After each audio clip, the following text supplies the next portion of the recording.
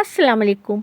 आज हम आपके साथ शेयर कर रहे हैं बहुत ही शानदार मज़ेदार सी एक रेसिपी, जो है मटन दम गोश्त की रेसिपी। और ये दम गोश्त की रेसिपी इतनी मज़ेदार बनती है, बहुत खुशबूदार, बहुत मज़ेदार बनती है और इसको बहुत आसान तरीके से हम बनाएंगे। तो ये रेसिपी पसंद आए आपको तो आप लाइक कीजिए, और अगर अभी तक आपने मेरे चैनल को सब्सक्राइब नहीं किया है तो cook with Rizwana Zafar channel को ज़रूर सब्सक्राइब कीजिए।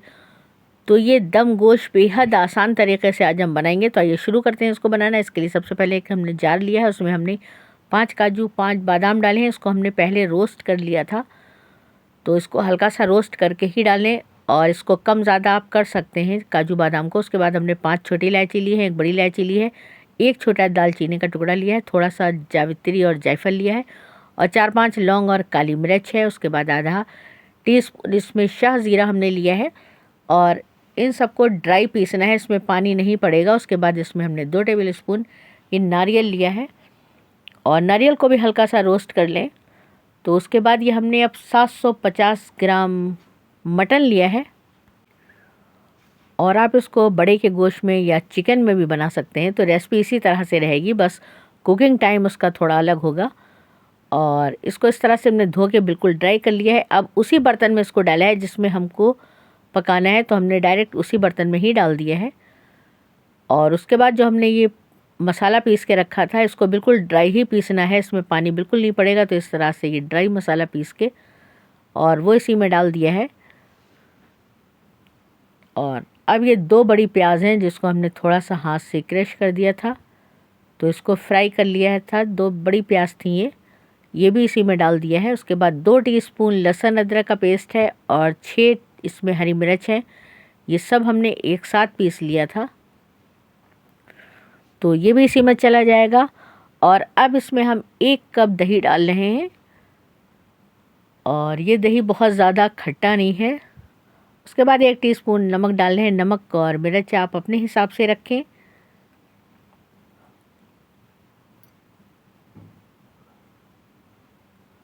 और इसमें कुछ अब ये पाउडर मसाले जाएंगे, जिसमें 1 टीस्पून धनिया पाउडर है, और 1 टीस्पून भुना कुटा धनिया है, 1 टीस्पून लाल मिर्च है, 1 टीस्पून कश्मीरी मिर्च है, आधा टीस्पून हल्दी पाउडर है, और आधा टीस्पून इसमें काली मिर्च और ज़ीरा पाउडर है। ये सब इसी में चला जाएगा।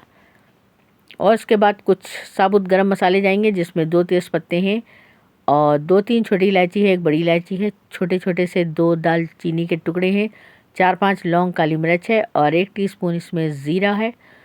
तो ये सब भी इसी में डाल देंगे, इसी तरह से मसाले में चला जाएगा। और उसके बाद अब इसमें हम कुकिंग ऑयल डाल रहे हैं। ये 1 कप कुकिंग ऑयल है, और ये वही कुकिंग ऑयल है जिसमें हमने प्याज को फ्राई किया था। और बस अब ये सब डाल के हाथों से इसको बहुत अच्छे से मिक्स कर देंगे, और ये हाथ से ही बहुत अच्छे से मिक्स हो सकता है, स्पून से इसको नहीं किया जा सकता इतने अच्छे से मिक्स। ये देखिए इस तरह से बहुत अच्छे से मिक्स करके अब इसको हम 1 घंटे के लिए रख देंगे।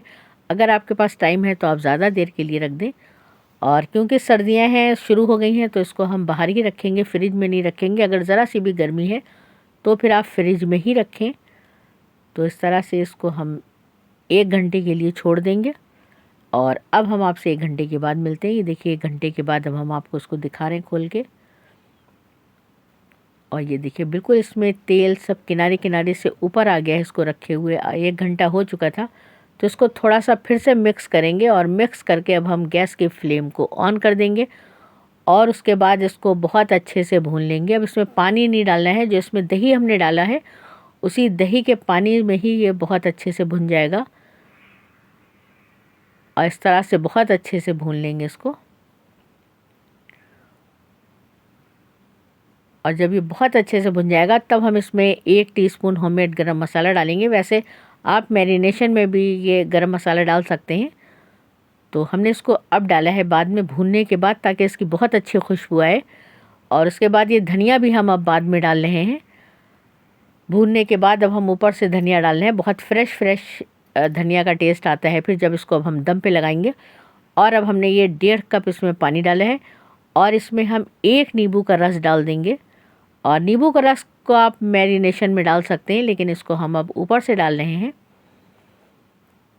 तो इस तरह से हमने नींबू का रस डाल दिया है। अब इसको हम दम पे लगा देंगे। तो हम इस तरह से एल्युमिनियम फॉइल बंद कर रहे हैं, आप कपड़ा लगा देंगे, उस पर आप कोई वज़न रख दें ताकि बिल्कुल भी इसकी स्टीम बाहर ना आए। और 20 से 25 मिनट तक इसको इसी तरह से दम आँच पे रखेंगे। और हम ये 25 मिनट के बाद खोल रहे हैं। एक बार हमने बीच में थोड़ा सा चेक किया था इसको, लेकिन बहुत थोड़ी सी देर के लिए खोला था ताकि इसकी भाप बिल्कुल भी ना निकले।